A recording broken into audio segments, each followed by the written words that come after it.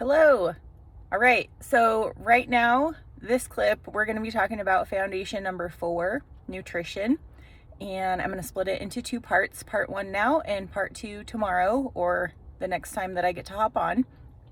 So the reason that we need to split nutrition into 2 parts is because there's the macronutrients and the micronutrients. And we can approach them together, but just in the space of health and wellness, there's so much noise that to simplify it, I'm going to break it into 2 parts. And also, this foundation seems to be the one that people spend the most time on, but also get most confused with.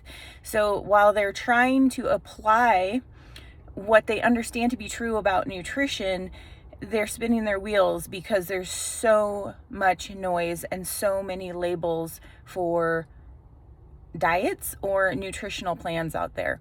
But the truth is that we came with a blueprint. Every human needs the right kinds of nutrition at the right times in the right amounts, personalized for them, meaning that we all need a certain amount of carbs, a certain amount of protein, and a certain amount of fat to function. And those numbers can vary depending on who we are and how we live our lives. And so the thing is that there's a rhythm to it, and you actually don't have to track that much once you understand how your body is interacting with those nutrients.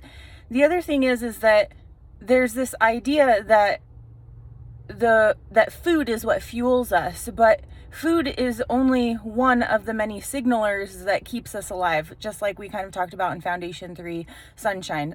I guess to recap, Foundation 1 is hydration, proper hydration. Foundation 2 is adequate sleep.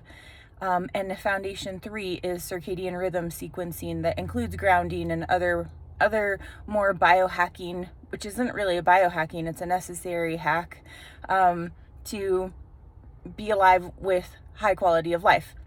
So Foundation 4 is where people actually spend most of their time, but there's really, food is just a signal, and the kinds of food that we eat are signals, and they turn our hormone pathways, our transmitter pathways, our biochemistry on or off depending on how much signaling we're getting, which is why some people need more carbs and some people need less carbs depending on their makeup and their lifestyle and their activity levels, or how far they're into the disconnection and diseasing process or the connection and functioning process. So back to the nutrients, macronutrients, carbs, fats, proteins, then I'm seeing this idea out there that you can just live intuitively and with the rhythms of life. And that is so true if you've already done the digging and the foundation laying of how you understand nutrition and you have a plan.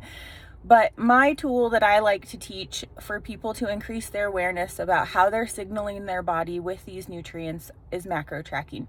And macro tracking really isn't about tracking the macros to lose weight. It's about tracking the macros to increase your awareness of how you're signaling your body and how it's responding. And some people do need to release inflammation and extra fat stores. Other people just need to tidy up and maintain, and other people want to optimize and integrate. And macro tracking is a tool that we can use not as the end game, but as the assistance to get us towards whatever our goal is in that season.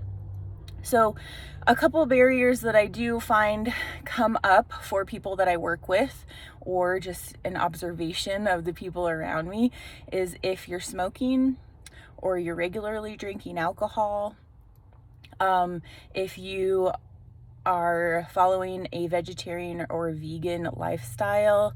These are barriers that can often get in the way of allowing your nutrition to really work for you. And honestly, I don't know if I can actually help people who drink alcohol regularly or smoke cigarettes, because just those 2 activities are so detrimental to your signaling that they create a barrier that almost can't be overcome for longevity and optimization.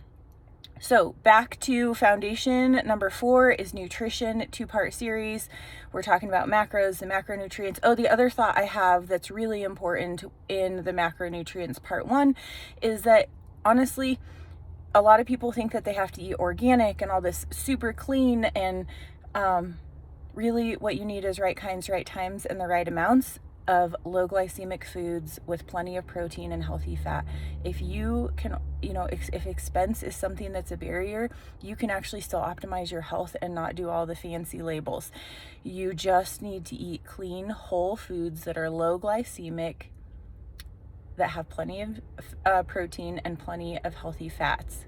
Stay away from anything that's shelf stable, because shelf stable food contains the most toxins. So that's a pro tip in there.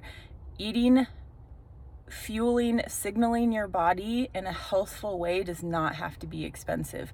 Yes, there are benefits to eating more organic, local, sourced, all of those things, but honestly, you got to do the best you can with what you got to get started, and then you can refine the process on the way. All right, so this is a longish clip, so I'm going to stop part 1 now, and tomorrow we'll talk about part 2, which are the essential micronutrients necessary to pair with your macronutrient signaling.